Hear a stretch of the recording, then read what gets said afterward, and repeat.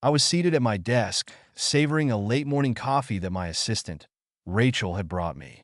Although she'd sweetened it with artificial sugar, which I detested, I had jokingly threatened to switch to black tea instead. My mind, however, was preoccupied with a thorny copyright issue that required urgent resolution. Unfortunately, the federal government was dragging its feet in releasing sensitive documents I needed. Their typical sluggishness was creating a bottleneck, making it nearly impossible to push forward. I often wondered just how many hands a single letter passed through before any action was taken. As frustration built, I reflected on the financial losses I might incur if this delay forced me to scrap production altogether. The modern rise of bureaucratic red tape and overly liberal concerns had made straightforward tasks maddeningly complex, down to the trivialities of job title revisions. I sighed, feeling far too old for this sort of nonsense. Suddenly, Rachel entered my office, her expression curious but neutral. "There's a young woman here to see you," she said, her tone almost conspiratorial. "She wouldn't give her name, but she left this for you." Rachel handed me a photograph, her brow furrowed. As I glanced at the picture, a wave of dread surged through me. Of all things, why now? It was a photo of my ex-wife, Lisa, and me on our wedding day, a memory etched in pain, betrayal, and regret. That image, frozen in time, was taken 18 years ago and brought back emotions I thought I'd buried. People had assumed I'd left town years ago to lick my wounds after my divorce, and they weren't wrong. Back then, I didn't understand how power and money shaped the world, but I'd learned since. Handing Rachel a USB drive in a Ziploc bag, I said, "Ask her if her name is Emily or Sophia Hayes. If it is, show her the contents of this. If she wants a copy, give her everything, but make sure the original comes back to me. When you're done, come back, and I'll explain." At 42, I had long since embraced bachelorhood. My short-lived marriage to Lisa had decimated my faith in love and trust, and I made it a rule that people would have to earn my confidence, though few succeeded. I stood 6 feet 4 inches with a lean but solid frame. My brown-black hair, now peppered with gray, still turned heads, but romantic commitment was no longer in my repertoire. I'd had casual flings here and there, but nothing serious. About an hour later, Rachel returned, leaving my office door slightly ajar. "She has more questions than I could answer," Rachel explained, her face serious. She sat across from me, her emerald green eyes piercing and unyielding. "She's not leaving without answers," Rachel added. I sighed and gestured for her to continue. "She said her name is Sophia," Rachel clarified. "And she cried, claiming we've been lied to our entire lives. If I'm right, he's been lied to too." The weight of her words settled over me like a cloud. "Sophia is one of 2 identical twins," I began slowly. "The clip on that USB drive shows her mother's final message to me, recorded before our first divorce hearing. She was 7 months pregnant at the time, but I had no idea. I only learned about the twins later through mutual friends. By then, Lisa had divorced me and married my former best friend, with whom she'd been having an affair. Sophia had uncovered family secrets I wasn't ready to face. She found me by searching for old photos and records online, determined to track me down. She's here because her twin sister, Emily, needs a bone marrow match, and fast," Rachel interjected. "And she suspects you're their father." Overwhelmed with emotion, my father signaled the waiter to bring 2 more bottles of champagne, his pride radiating in every gesture. As the glasses were refilled, I stood up, clutching mine. "I need to explain," I began, my voice steady despite the lump in my throat. Sophia, sitting across from me, started recording on my phone, capturing the moment for posterity. I recounted how we'd met just hours earlier and detailed the whirlwind of events that had unfolded since. As I finished, my father rose to his feet, his voice steady but filled with warmth. "Sophia, we don't need a DNA test to tell us what we already know," he declared. "Welcome to the family. You've got 2 more aunts to meet soon, and I need you to promise us one thing. Always consider this family your home."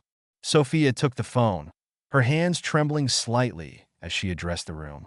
"I came here searching for the truth, not knowing what I'd find. Today has completely changed everything for Dad and me. We didn't even know each other until now. Meeting Aunt Anna has shown me what unconditional love truly is, and I know my twin sister, Emily, will feel the same. I glanced around the table. Faces were streaked with tears of joy. Even my father's, a man I had rarely seen cry, was visibly moved. My mother held up two fingers, sobbing harder, overcome with emotion. I hit pause on the recording, capturing the collective joy before stopping it entirely. Sophia then added her and Emily's contact information to my phone. She sent Emily the video with a short but powerful message. If what we think is true, the DNA test will confirm it. Watch the 6 o'clock news. Love, your twin. When my mother, still in disbelief, asked to see proof, Sophia showed her a few photos of herself and Emily. My mom demanded copies, immediately loading them onto her laptop and enlarging them on the screen for everyone to see. Afterward, Sophia tucked her phone away, and that's when I realized no one outside the family knew where she was. Moments later, my phone rang. It was Emily. I excused myself from the table, walking toward a quiet corner as my father caught sight of the tears in my eyes. Sophia mouthed, "It's her sister," and he nodded knowingly. I picked up the call. "Hello, this is Emily," she began, her voice trembling. "I saw the video and had to call. I won't be home until after 7 because I'm stopping at the police station for an update about Sophia. I've been pretending I don't know anything, but the police left a card earlier. What should I do?" I thought for a moment. Have him watch the 6 o'clock news. Pay close attention to what's revealed about me. Then tell him you'll talk when your parents aren't around. Show him the video and give him my number. Tell him to text me first before calling. He'll understand after the news airs, I replied. "What happens next?" she asked, her voice a mix of curiosity and nerves. "Once we confirm the DNA results, Sophia and I might bring the whole family." "It'll depend on what we learn," I explained. "What do you mean? The whole family?" Emily asked, her skepticism clear. I smiled. "Family, Emily. In the Carter family, blood is thicker than water. If I'm not a match, someone else will be. That's just how we are." We spoke a little longer before saying our goodbyes. She ended the call with a mixture of hope and tears. Returning to the table, I explained to the family why Sophia was here, which prompted a flurry of activity as phones buzzed to life. Everyone began spreading the word, gathering relatives who could serve as potential bone marrow matches. "How did you get here, Sophia?" my father asked, curiosity in his tone. "I drove my old '94 Voyager van," she laughed. "It's barely better than a rental clunker. It's parked in Dad's lot." "That van's not making the trip back," my father said firmly. "It's a miracle you made it here safely. Take it to my dealership tomorrow and pick something else. You're not driving that thing again." "What do you think she should have, Dad?" I asked, teasing. "She can pick anything she likes," he replied with a grin. "If I could choose, it'd be a 4x4, Sophia said, her enthusiasm shining through. "I love the outdoors." My father beamed. "Perfect. We all do. Whether it's fishing, camping, or hunting, we're always out there if the weather allows."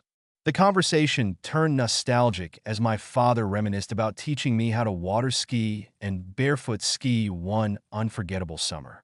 Both my parents insisted Sophia stay with them for the night, agreeing that it wouldn't look appropriate for her to stay with me. Later that night, around 10 p.m., I received a call from a police investigator. He mentioned the media buzz surrounding the story and how it had prompted him to complete a background check on me. We discussed the DNA results and the broader implications of everything that had happened. I assured him that Sophia was safe with my parents and promised to update him as soon as we had confirmation. Here's the rewritten and expanded version of the next segment with all names replaced, adjusted tone, and consistent storytelling as requested. Replace names: Sharon Lisa, Sandra Sophia, Susan Emily, Paul James, Carlson Carter, Arnold Franklin Press, Thomas Franklin Hayes, Detective Peter Rogers, Detective Mark Collins, FBI Agent Chad Garrido, Agent Daniel Grayson, Dr. Pokto Dr. Edwards. Sophia glanced at me, concern etched on her face. "Dad, are you okay?" she asked softly. "You seemed really emotional just now. How do you think I feel?" I replied, my voice cracking slightly. "I just discovered I have two daughters I never got the chance to raise. two daughters raised by my ex-wife and my former best friend, without my knowledge. One of them is full of life, determined and fearless, just like me. The other is fighting for her life. Sophia, you moved mountains to find me, to save your sister, and now you want to take my name? How can I not be proud? Sophia's eyes filled with tears as she replied.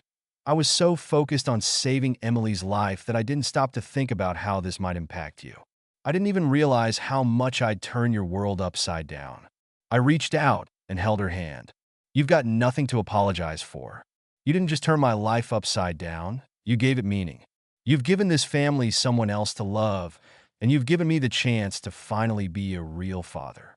Your grandparents adore you. Seeing their own faces reflected in yours means the world to them. You and your sister have already become their favorites, and honestly, it's by birthright.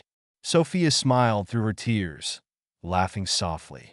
Grandma's been spoiling us nonstop. When we went shopping and she got something for me, she got the same thing for Emily too. She joked that she has years of spoiling to catch up on. I chuckled. That's your grandmother for you. Trust me, once she's attached, there's no escaping her love. I've tried for years. It's impossible. We both laughed as I added, and wait until Aunt Anna and your other aunts get a hold of this story. This will become a family legend by the time they're done sharing it. As we talked, the conversation shifted to Lisa.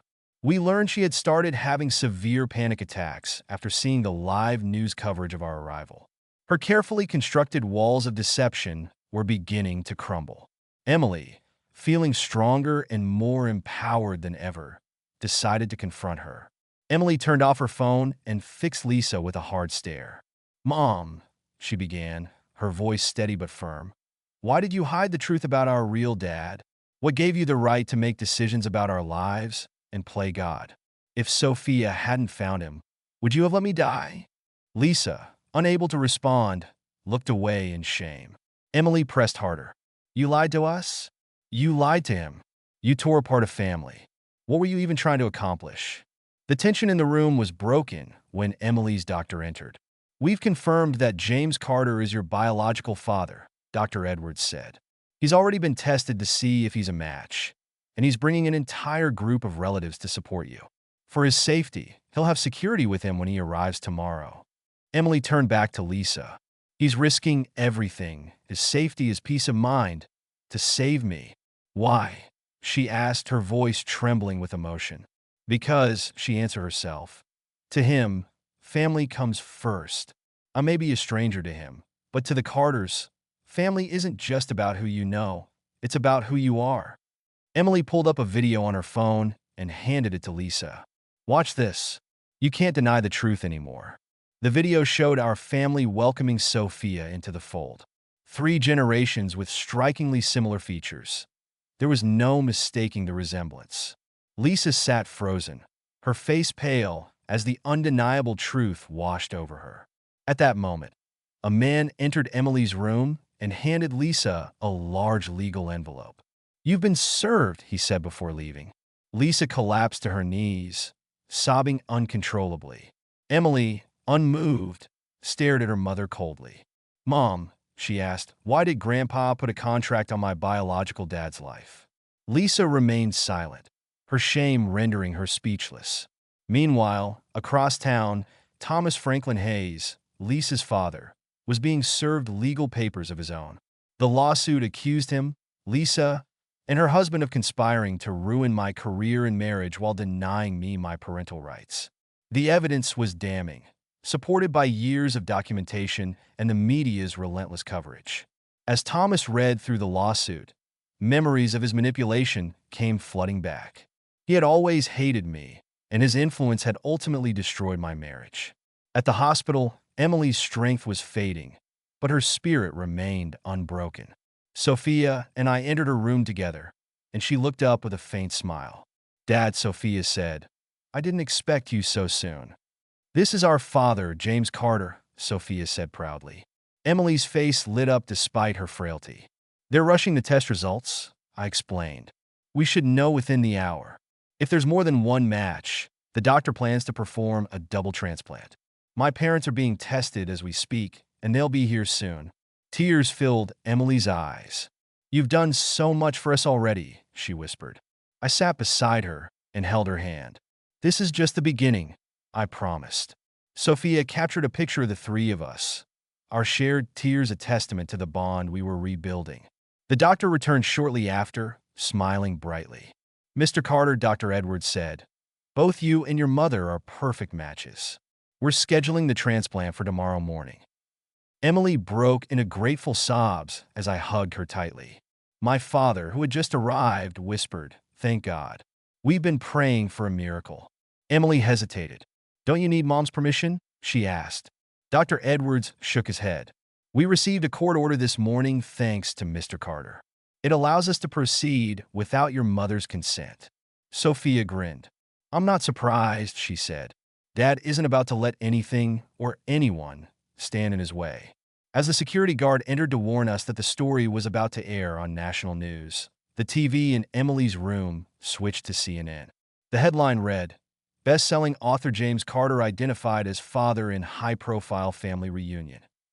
The broadcaster revealed my identity as the writer of a beloved book series, worth an estimated $40 million. Sophia, Emily, and Dr. Edwards were stunned as they processed the news. My parents, too, stared at me, wide-eyed, completely shocked. They had always thought I was a corporate financial advisor, living a quiet, independent life. "My God, Dad!" Emily exclaimed. "I've read all your books. They're incredible." I laughed, trying to downplay the moment. After my former life fell apart, I had to reinvent myself. Writing became my therapy. My first book's success changed everything, and from there, it grew into something much bigger. I write to expose the truth about society, the world, and morals, whether people like it or not. For the first time in 15 years, I checked into a hospital accompanied by my mother. Emily had wanted to share a room with me, but hospital security rules wouldn't allow it.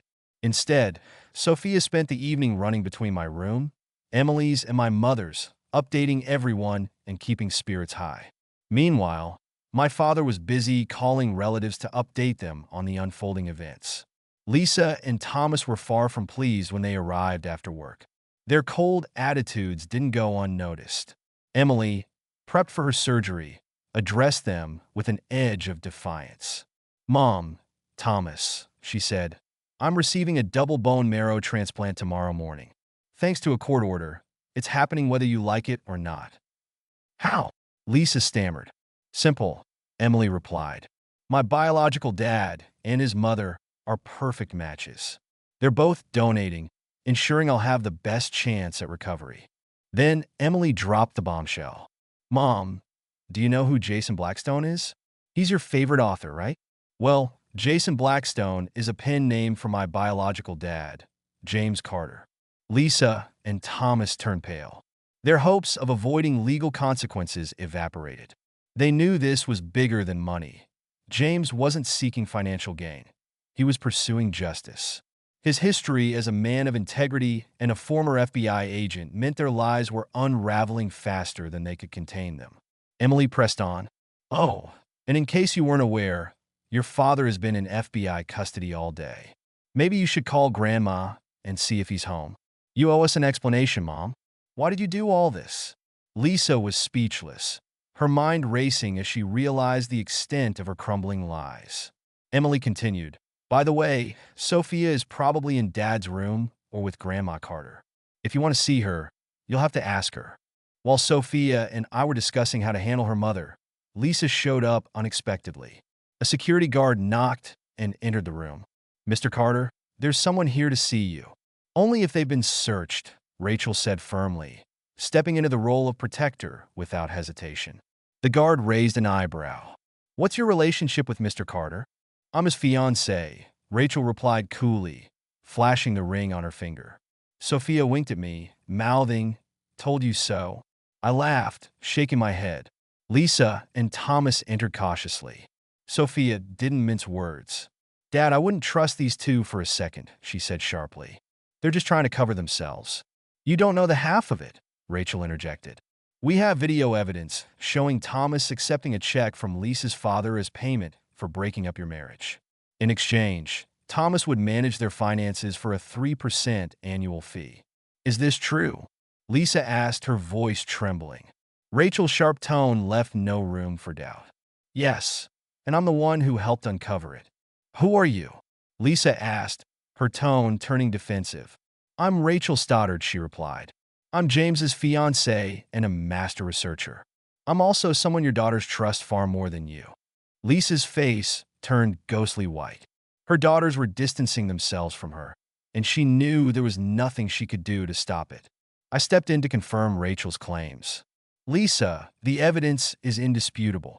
I've instructed my lawyer to release all the tapes and documents to the FBI.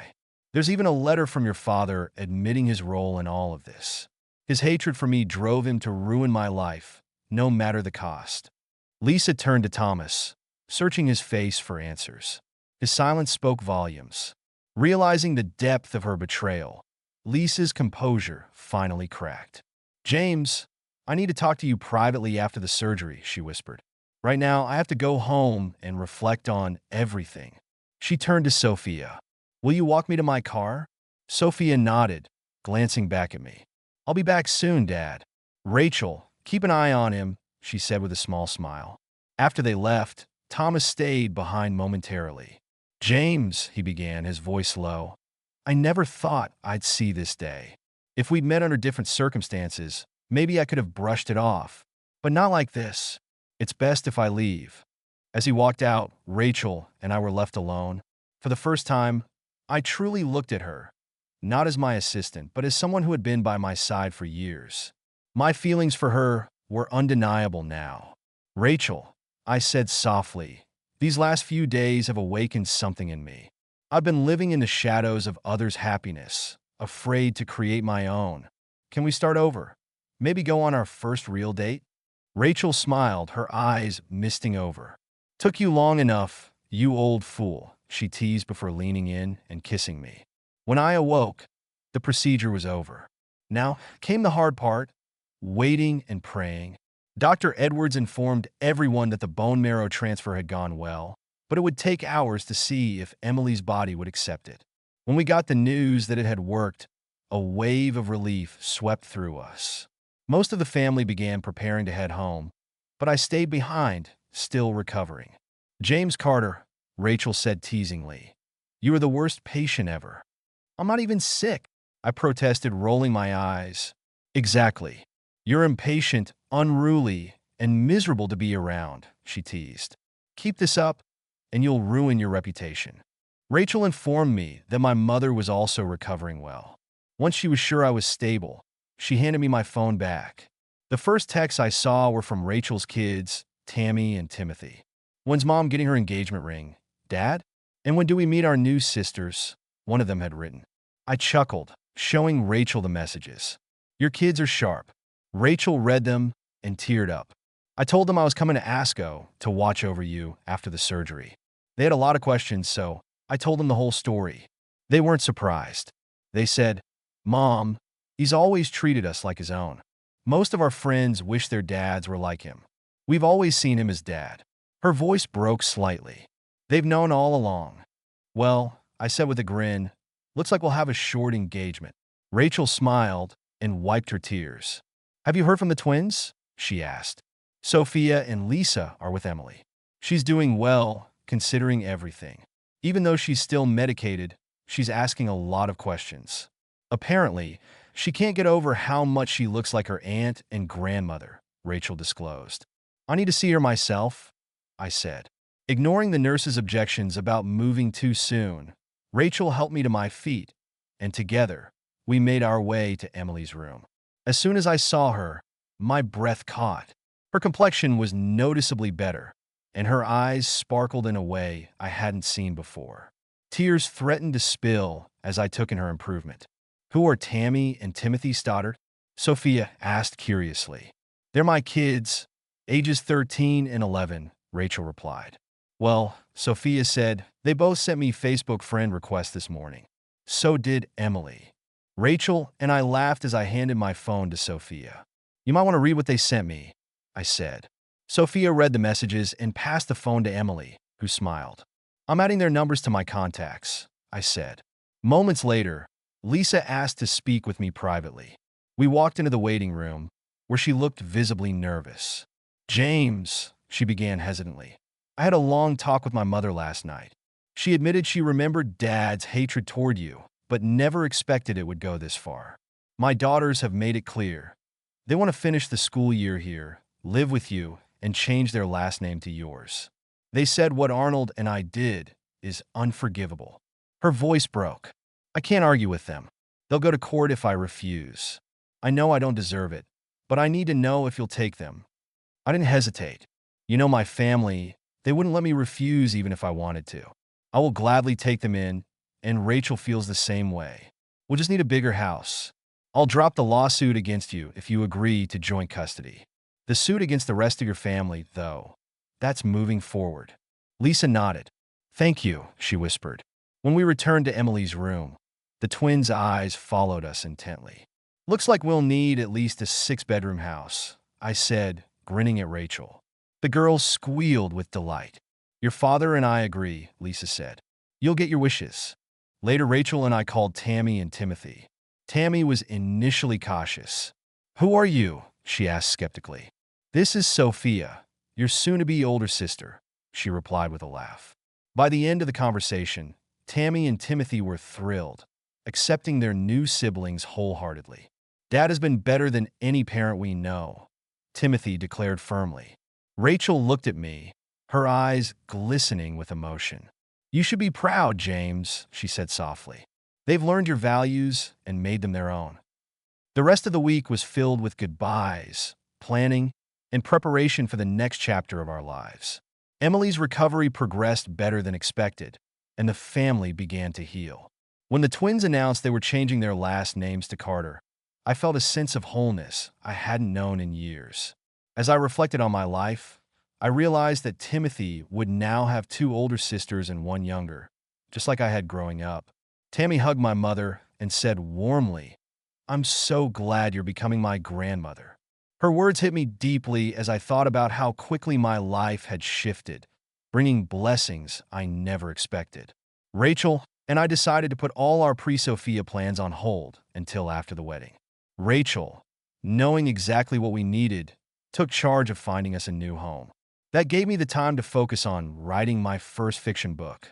My previous works had focused on exposing corruption and cover-ups, but this was something entirely new. In the meantime, we stayed in close touch with Tammy and Timothy. Rachel eventually found a 20-acre property with a charming but worn barn that needed repair.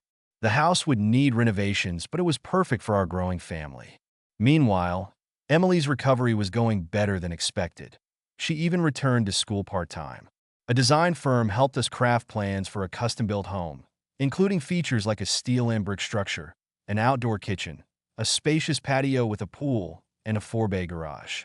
Rachel reduced her office hours, allowing me to work more intensely with an editor from my publisher. I poured my heart into the story and completed over 300 pages, culminating in the publication of my first book under my real name. During this time, Lisa finalized her divorce from Thomas with the help of my lawyer. She secured alimony and educational costs for the twins, while my lawsuits against her family were in mediation. Their will to fight seemingly broken. Finally, the big day came. Tammy, Timothy, Rachel, and I awaited the twins' arrival after their last day of school. Timothy spotted their car pulling into our new driveway and shouted excitedly, "They're here!" We all went outside to greet them. As Sophia and Emily stepped out of the car, I was momentarily stunned. Emily's recovery had been so remarkable that I couldn't tell her apart from Sophia. Rachel leaned over and whispered with a smile, "We'll figure it out." Timothy, eager to play the role of big brother, carried their luggage inside, while Rachel gave them a grand tour of the house. In my office, 3 pristine copies of my latest book, Unexpected Blessings, sat on my desk. It was a fictionalized account of everything we had experienced. I had been sitting at my desk, savoring a mid-morning coffee, when Rachel walked in. "There's a young woman here to see you," she announced, holding up a photo. The picture made my stomach drop. It was Lisa and me on our wedding day, 18 years ago. Memories of betrayal, heartbreak, and loss flooded back. Son of a cow, I muttered. Why now? Rachel handed me a USB drive in a Ziploc bag. Ask her if she's Sophia or Emily Hayes, I instructed. If she is, show her the contents.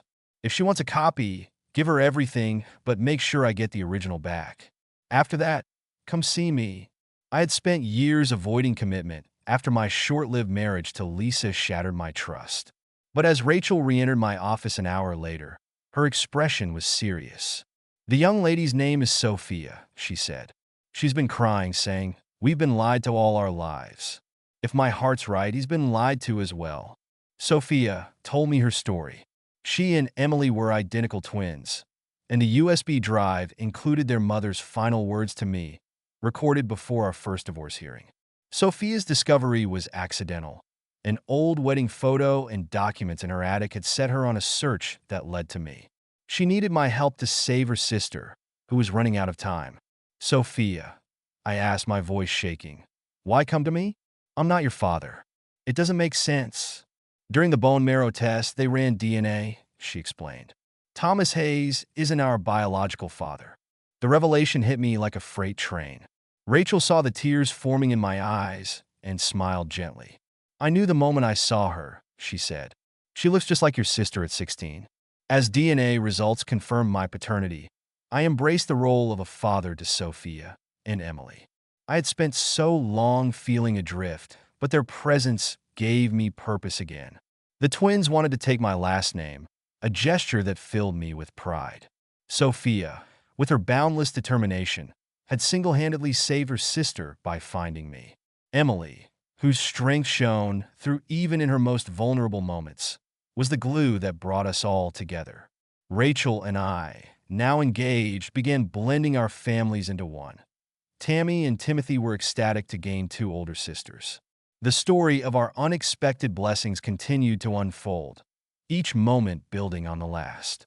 The bonds we forged were unbreakable, and the love we shared would carry us through whatever came next. After Sophia had revealed the truth about Emily's health and my possible connection to them, the family sprang into action. It was clear that in our family, blood was thicker than water. If I wasn't a match for Emily's bone marrow transplant, someone else in the family might be. My mother quickly organized calls to gather as many potential donors as possible. The family's collective effort brought hope to a dire situation. When Sophia mentioned she had driven her old 1994 van across states to find me, my father immediately insisted she upgrade. "Take that van to my dealership," he said firmly. "Pick something reliable, you're not driving back in that thing." With her characteristic independence, Sophia chose a 4x4, reflecting her love for the outdoors, which immediately endeared her to my father. Meanwhile, Lisa and Thomas weren't handling the news well. Emily confronted Lisa about hiding the truth of my identity and putting their family's secrets above her children's well-being. Emily's strength, even while frail, was undeniable. "You made decisions about our lives," she said, "but you didn't have the right. If Sophia hadn't found Dad, would you have let me die?" Lisa had no answers, and her silence spoke volumes. Back at the hospital, the results came in. I was a match. Dr. Edwards explained that both my mother and I would donate marrow simultaneously to maximize Emily's recovery chances. As I held Emily's hand and reassured her, Sophia captured the moment on camera, a father and daughter united in hope. It was a reminder of how far we had come in just days. The media coverage about our reunion and my identity as the author Jason Blackstone shocked everyone, especially Lisa and Thomas. They had assumed I was still the struggling man they had left behind, unaware of the success I had rebuilt. When Emily revealed my pen name and my net worth, their shock turned to fear. The lawsuits against Lisa's family and the public exposure of their actions added to their unraveling.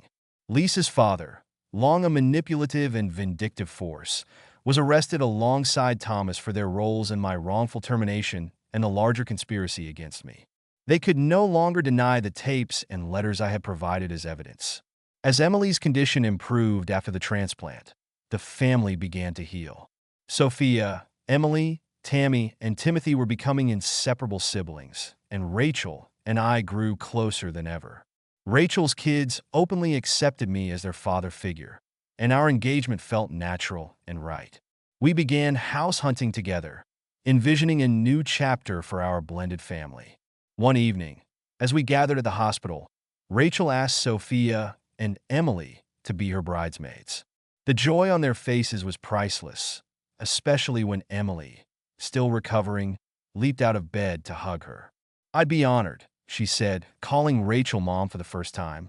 With Emily's recovery progressing and the lawsuits against Lisa's family gaining traction, I realized I had found peace, not through revenge, but by building something new and lasting. Rachel's presence, my daughter's resilience, and my family's unwavering support had turned a chapter of pain into a story of redemption.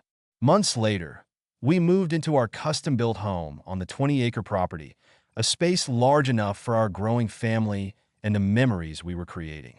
My first fiction book, Unexpected Blessings, hit the shelves, a tribute to the journey that had brought us together. It wasn't just a story. It was the embodiment of hope, family, and the strength to rebuild. As we stood together on the porch, watching the sun set over the property, I reflected on how life had taken a turn I never expected. I wasn't just a father. I was part of something far bigger than myself. And for the first time in years, I felt whole.